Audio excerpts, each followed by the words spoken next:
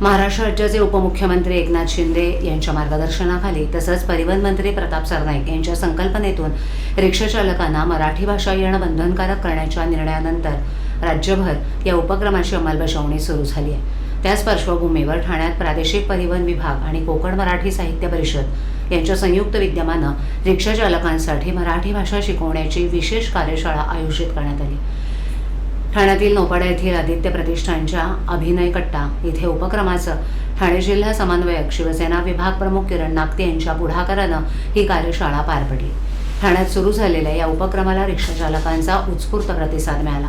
तब्बल 700हून अधिक रिक्षा चालकांनी मराठी भाषा लेखन, वाचन आणि संभाषणाचं प्रशिक्षण घेतलं। ठाण्यातील पहिली ही कार्यशाळा आहे। या प्रशिक्षणानंतर मंगळवारी प्रशिक्षणार्थी रिक्षा चालकांची मराठी भाषेची परीक्षा घेण्यात आली।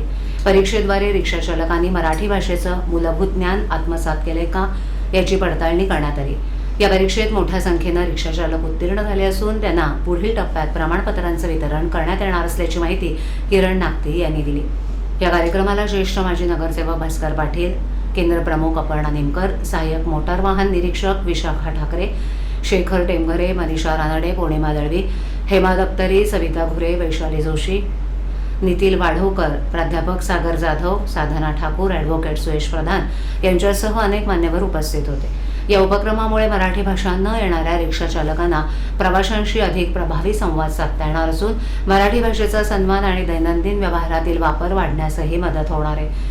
परिवहन मंत्री प्रताप सरनाईक यांच्या निर्णयाला प्रत्यक्ष कृतीची जोड देणारा हा उपक्रम ठाण्यात यशस्वी ठरला असून विविध स्तरातून त्याचं स्वागत करण्यात येत आहे। मराठी भाषा जपणं, संवर्धन करणं आणि सर्वसामान्यांच्या दैनंदिन व्यवहारात तिचा अधिकाधिक वापर व्हावा या उद्देशानं अशा प्रकारचे उपक्रम राज्यातील इतर शहरांमध्येही राबवण्याची अपेक्षा व्यक्त केली जाते।